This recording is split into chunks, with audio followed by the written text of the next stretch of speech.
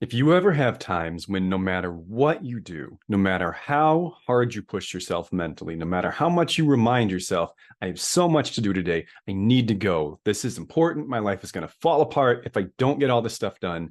You just can't make yourself do anything. Maybe you can't get off the couch. Maybe you can't get off your phone. Maybe you can't even get out of bed. If this is something that happens to you frequently, you're probably experiencing something that we in psychology have creatively titled the freeze response.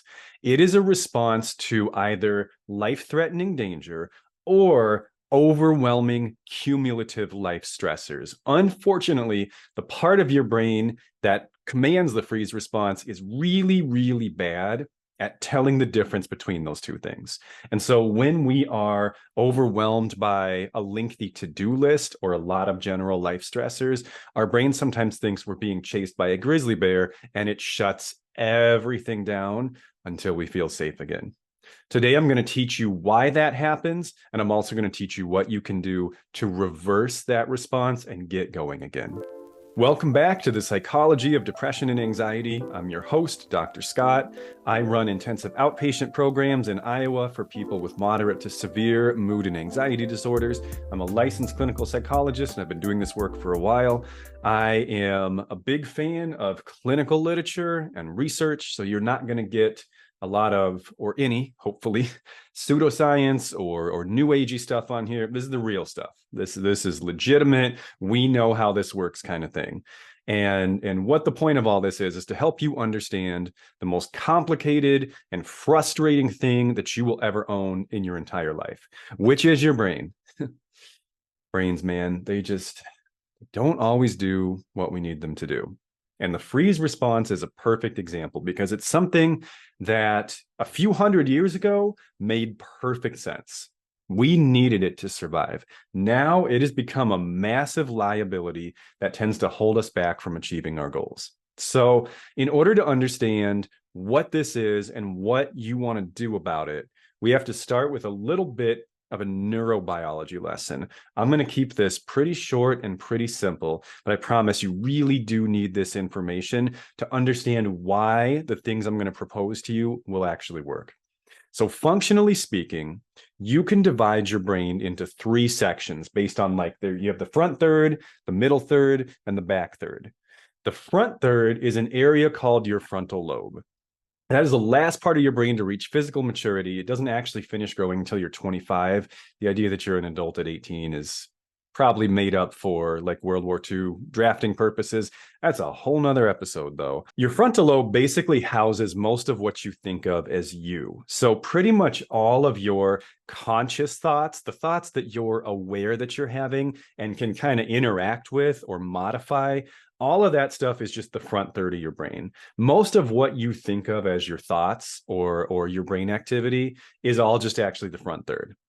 The middle third is an area called the midbrain. We're so creative in psychology. The midbrain does many, many things. There's two things that I want you to understand for today that the midbrain does.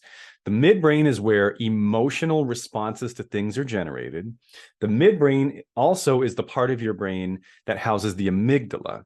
The amygdala is sort of like your personal security system. So, you know, some people have security systems for their homes, right? With like doorbell cameras and window sensors and all that stuff. You have a security system too.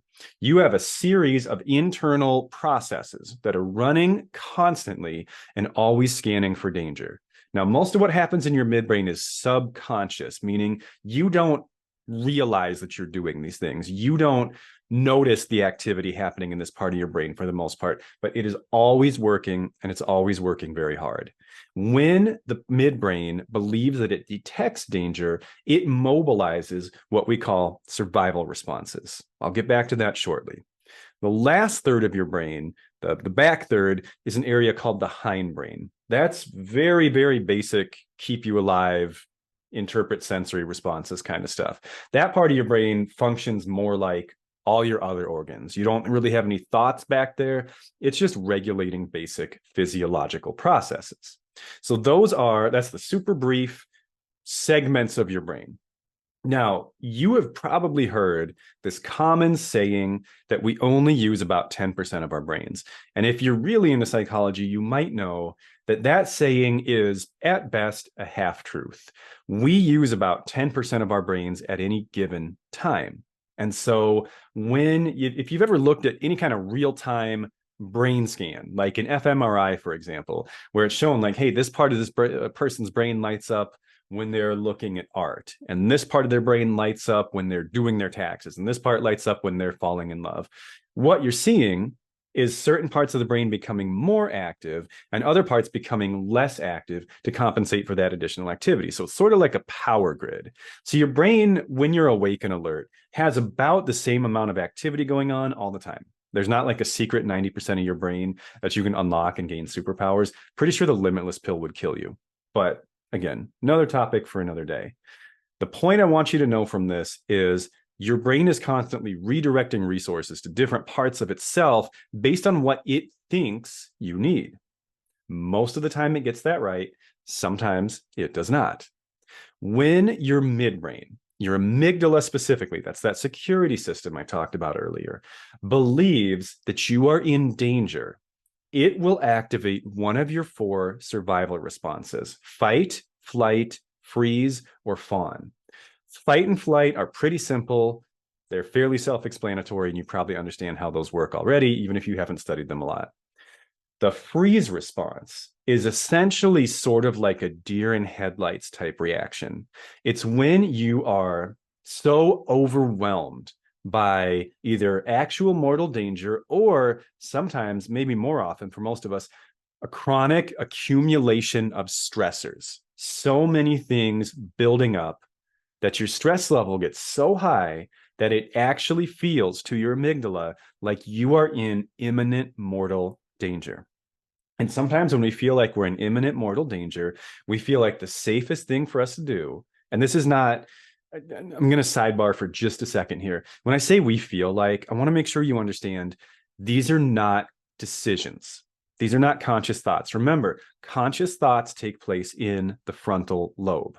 So you decided to click on this and you decided to listen to it. Those are choices you made. You had awareness of options and you had an awareness that you selected an option. You don't have awareness with survival responses that you have an option. They're meant to override your ability to think because they're survival responses. They're reflexes. They're instinctive reactions that we are born with. So you do not choose them. And so if you're thinking like, oh, I had a freeze response when I had a to-do list a mile long, I am so stupid. Like, why would I shut down when I was so busy? That was so dumb of me. You didn't decide that. You did not choose that. A subconscious and primitive part of your brain chose that response for you because it misinterpreted the situation and it thought that you were in danger. Now, let me tell you a little bit more about what's actually happening during a freeze response.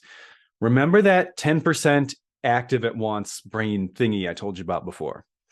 When your amygdala, which is, again, in the midbrain, believes that it detects danger, it becomes a resource hog. And when I talk about resources that your brain uses, we're talking about blood, oxygen, and caloric energy. Those are the resources that your brain uses. So when you see a part of your brain lit up, it means it has more of those things in it. That's all it means.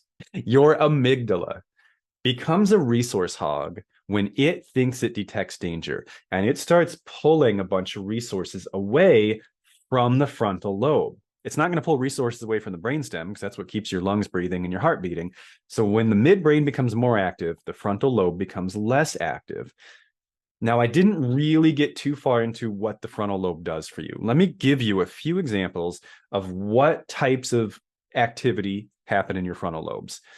Emotion regulation. So your ability to feel a feeling, especially a distressing feeling, and sort of work through it, like rationalize your way through it or figure out how to feel this feeling without acting on it. Like your ability to get angry and not yell or hit someone, or your ability to be anxious and not run screaming out of the room. That's emotion regulation.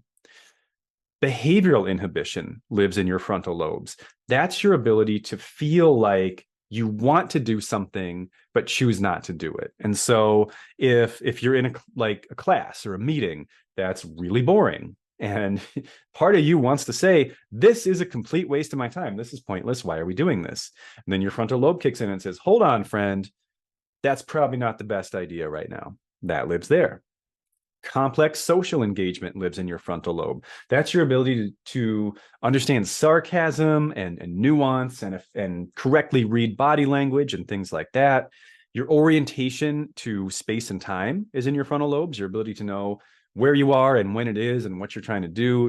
All your planning, your executive functioning, basically all your complicated adult human skills that you need to navigate this maze/minefield of a thing we call society, all lives up here. And so when that part of your brain becomes less active because the resources it needs to function are being drawn to a different part of the brain, you start to lose all of those skills. That's why you shut down sometimes. That's why the freeze response results in a person who is just basically disabled and non-functional, because the part of your brain that you need to do all those things you need to do, it's not there. I mean, physically it's there, but functionally it's not there. It's not online, it's not working, and it's not giving you the tools that you need to get your stuff done or to go do something enjoyable or to connect with people. And it's because your amygdala has misinterpreted your stressors so often in life. It's just this buildup of stuff like, I have a presentation I got to give tomorrow and I'm not ready. I need to finish this paper. I got 7 text messages I have to respond to. I sent 7 text messages and nobody responded to any of them. All this stuff just starts to stack up in your brain. And everybody, every human being has a threshold, has a line. It's not a physical location. It's just a quantity of stress. Everybody has this threshold in their brains. And when that threshold gets crossed, you will shut down, because that amount of stress feels like mortal, life-threatening danger to your amygdala. Your amygdala doesn't know the difference between all that stuff pushing in on you from all sides all at once and a grizzly bear chasing you. Emotionally, they feel about the same. Hopefully that makes sense. So, what the heck do you do when you're in a freeze response? Let me do the annoying therapist thing here and start by telling you a couple things that you probably shouldn't do that seem like the right move.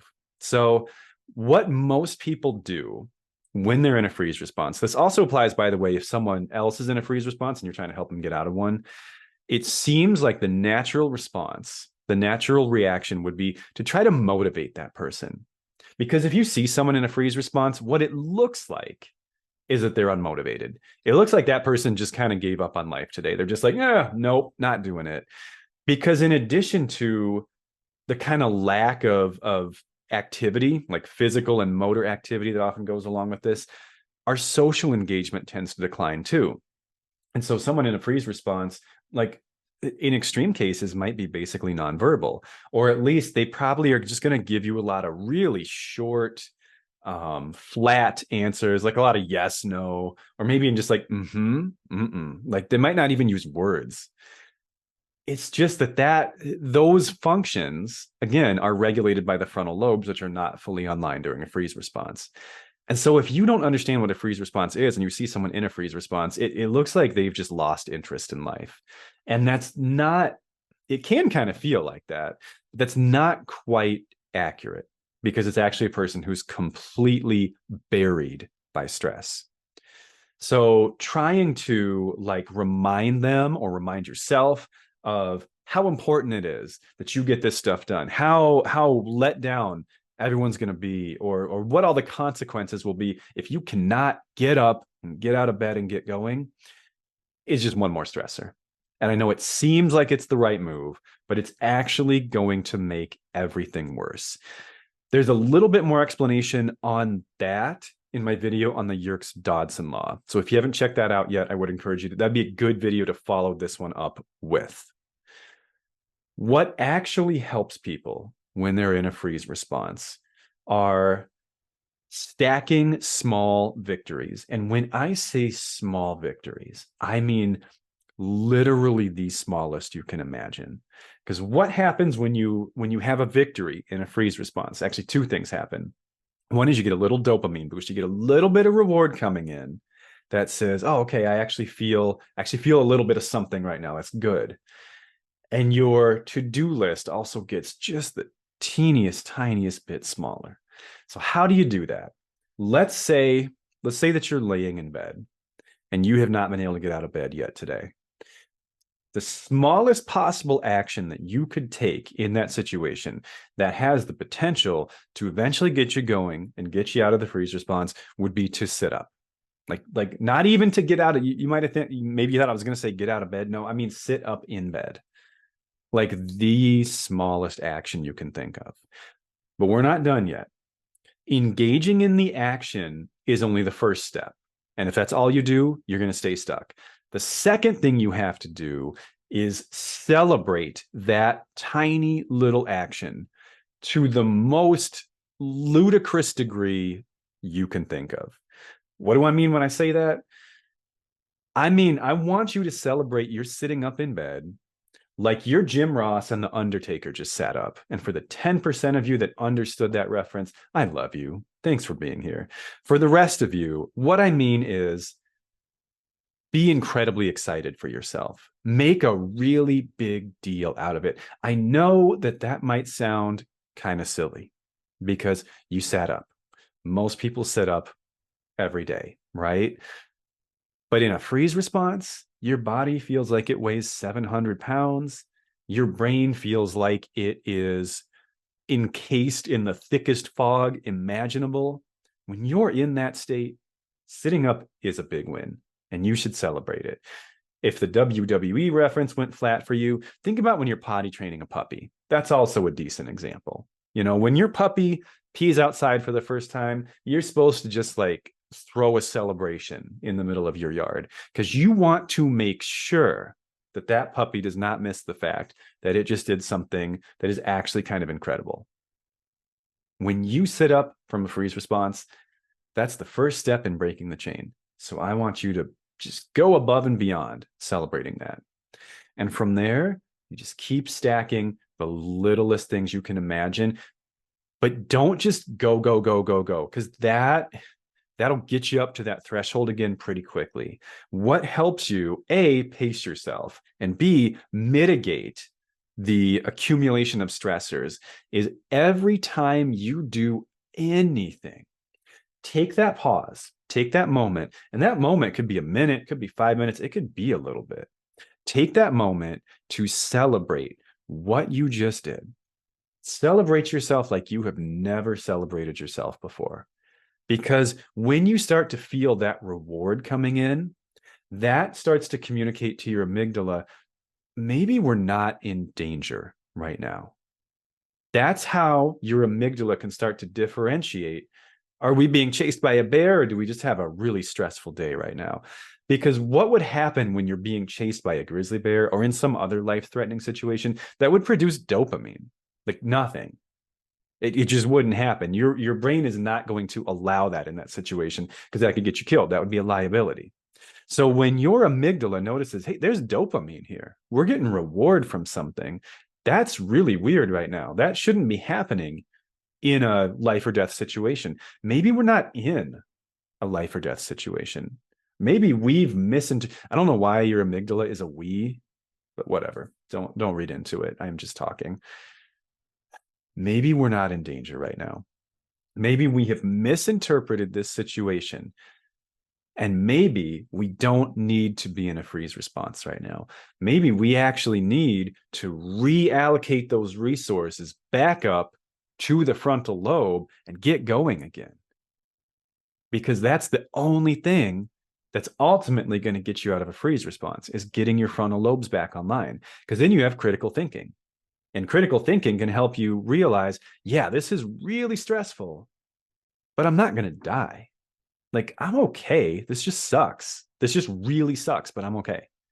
This is not going to kill me. And in fact, I need this part of my brain online to work through all this stuff that's going on, to regulate these incredibly intense emotions, to plan how I'm going to get myself out of this, because things are a bit of a mess right now. So I hope that makes sense. Do the smallest possible things, reward the heck out of yourself every time. And after you stack a few of those, your amygdala should start to understand that it has misread the situation and basically erroneously, I just realized I've never heard anyone say that word out loud. So hopefully you know what I mean. Um, Triggered a freeze response that is actually unnecessary and is keeping you stuck and holding you back. That's not the only thing that helps, but in order to avoid overwhelming you with 7 different options or however many, I'm going to start with what I think is the most effective. Try that one. Let me know how it goes. Like actually let me know how it goes. Tell me in the comments, did this work for you or not? If it didn't, I'll make you another video and I'll teach you a different skill and I'll keep coming back until we make some progress. Fair enough? I'll see you guys next time. Take care.